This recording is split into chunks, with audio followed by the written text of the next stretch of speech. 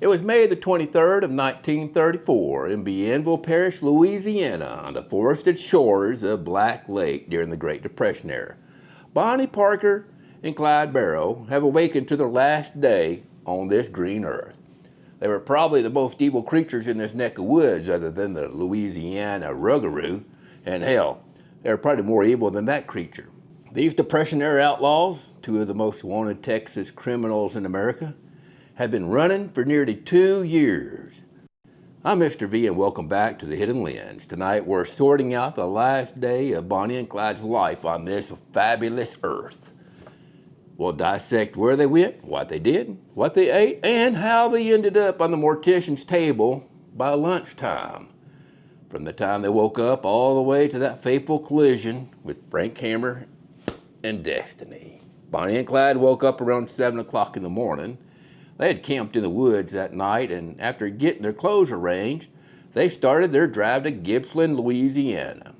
They had just spent a couple of days living it up with Ivy Methvin's family, but Clyde was paranoid about getting trapped in a house while sleeping. That's how his brother Buck Barrow had gotten taken out.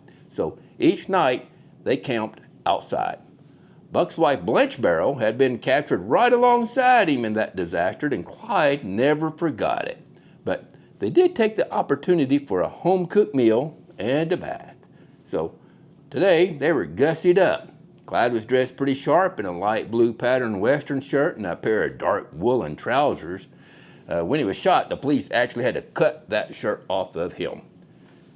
He also wore a Goldfield Gentleman's Beluga watch and a pair of plain black leather dress shoes. Except when he was driving, he would normally drive in his socks because the dumbass had taken an axe to his foot and chopped off his big toe, left big toe, and part of his second toe to escape the grueling hard labor he didn't want to work when he was serving time at the brutal Eastham prison farm in Texas. That same Eastham prison farm, by the way, is where Clyde returned in January 1934 to break out Raymond Hamilton, a key member of the Barrow gang, along with Joe Palmer and a few other guards. Then he messed up because a few other prisoners. But then he messed up because Guard Major Crossan was shot and killed during that raid, and it was that killing that pushed the Texas Prison System Director, Lee Simmons, over the edge. Simmons made it his personal mission to end Bonnie and Clyde, and it was Lee Simmons who went directly to former Texas Ranger Frank Hammer and commissioned him to hunt them down and, in Simmons' own words, put them on the spot, which made this day possible.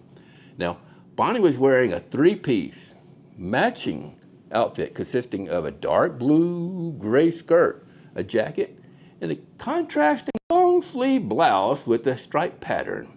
She was also wearing a chick hat and green shoes, but some people report that she was wearing dark blue or black fabric shoes, and I'm going to stick with green because a member of this community commented that a family member had seen green shoes on her dead feet. So there you go. Bonnie was also wearing the wedding ring from her husband, Roy Thompson, Roy Thornton. Could be Thompson, but we're going to go with Thornton this time, whom she had married as a teenager but never legally divorced. See what I'm saying? She didn't know his last name either, apparently. Normally, Bonnie and Clyde were reported not so well dressed. I made a video about that, and I'll link it at the end of this episode. But the reason they were dressed so well is that a couple of days before, they had been in Shreveport, Louisiana to get takeout food with Ivy Methvin. Almost said that right. So they sent Henry, I got that name right, in to get the food. During the process, Bonnie and Clyde were forced to abruptly flee when a police car unexpectedly pulled up next to them. They were afraid they had been recognized, so they left Henry behind. Figures. But they had a plan that if something like this were to happen, apparently they were this way, they would all meet up at Henry's house, Ivy Methvin's family farm in Bienville Parish. It was during this brief window of waiting at the safe house that they finally had a chance to clean up, bathe, and change out of their usual dirty, road-weary clothes. So they put on these fresh, remarkably nice outfits. Clyde's blue western shirt and Bonnie's three-piece dress, which they had specifically been saving, check this out, to look presentable for an upcoming secret reunion with their mothers. The meeting was allegedly going to be at the Black Lake on the 25th of May. Now, when they arrived in downtown Gibsland, Louisiana that morning of their last day on earth, they stopped by Ma Canfield's Cafe, run by a local woman named Martha Canfield.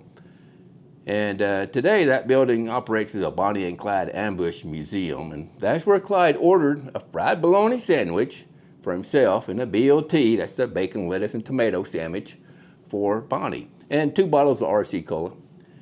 We wouldn't be complete without mentioning the stolen car they were in. I'll keep this short because we have all spent a lot of time getting to where we are. Of course, it was a 1934 Ford Fordor Deluxe V-8 sedan. Cordoba gray paint with a little tan stripe down the side. Wire wheels, a Model 40 Type 730. They had stolen it from Jesse and Ruth Warren's driveway in Topeka, Kansas, less than 4 weeks earlier. Now, the car was a rolling fortress packed with a massive arsenal that was enough to arm a small military platoon. And much had been stolen from the National Guard armories, which is how come it could arm a platoon. 3 Browning automatic rifles, also known as BARs, a couple of shotguns. Well, here's the picture of what they got off of them. And 11 handguns, 8 of them were .45 calibers, 1 was a .38 caliber, and 1 was a .32 caliber. And in Bonnie's purse, there was a .25 caliber. All of them were Colt semi-automatics, except for 1. It was a .45, but it was a revolver. They had some taste there. And they had about 100 loaded magazines for the Browning rifles, not to mention a few thousand rounds of ammunition set in bags in the car. So Clyde went in and Bonnie stayed in the car at the curb, sitting at the passenger side.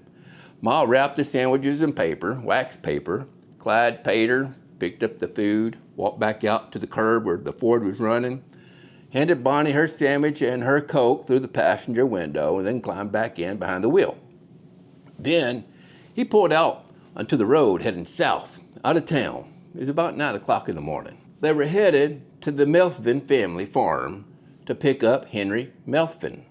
They were driving Highway 154, and in 1934, it's not a highway in the way that you'd picture one. It's a 2-lane stretch of gravel and dirt, cut through pine forest and red clay. No shoulder to speak of, tall grass and brush growing right up to the edge of the road. Trees crowding in on both sides. You couldn't see 20 feet off in the road in some places. It is, in other words, the perfect place to hide 6 men with rifles. And that's exactly what was hiding in that brush. 6 men. Frank Hamer in charge, former Texas Ranger, 50-year-old, big man, reputation in 3 states. The same Frank Hamer who had been hired by Lee Simmons to chase these 2 across half of the country. Beside him, his old partner, Manny Galt. Also attending this party from Dallas County, 2 deputies, Bob Alcorn and Ted Hinton. And from Bienville Parish, the local sheriff, Henderson Jordan, and his chief deputy, Prentice Oakley. 6 lawmen, 3 states represented, and they had been there since 2 freaking o'clock in the morning. All of them crouched in that brush along 154, with the morning getting hotter by the minute, and mosquitoes everywhere, and they had the rifles across their knees. The bait was sitting in the road, a logging truck, an old Model T beat up, the bed full of pine logs, sitting at an angle on the right shoulder of the highway. The right front wheel was off and laying on the ground next to it with a jack underneath it. It looked like, for all the world, like a broken down logger who had needed a hand. Standing near that truck was Henry Methvin's father, Ivy Methvin. He had cut a deal with the law, reportedly brokered partly through Texas Governor Mimer Ma Ferguson. Remember her? A vote for Ma is a vote for Paul after Paul got kicked out of the office. Well, this deal was cut to let his son Henry walk free if he turned in Bonnie and Clyde. And he knew that Bonnie and Clyde would have to drive up to his road to pick up Henry. Clyde knew Ivy. Bonnie knew Ivy. Clyde had a habit Frank Hamer had studied. Clyde slowed down for friends. He slowed down for the Methvins, especially them. Home-cooked meal in the back, that's pretty important. Hammer was counting on that. Hammer had picked this exact spot, this bend in the road, this exact morning, this exact piece of bait, because he knew what Clyde Barrow was going to do when he saw Henry's daddy standing next to a broken truck. At about 9:15 in the morning, the Ford crested the rise. Clyde was doing maybe 50 when he came over that hill, and the first thing he saw was Ivy's truck on the shoulder. He let up off the gas and started to slow down.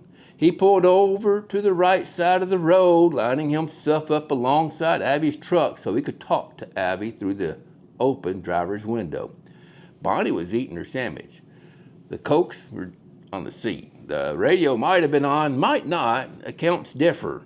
What we know is that Clyde brought the Ford to an almost full stop right alongside Ivy Methvin.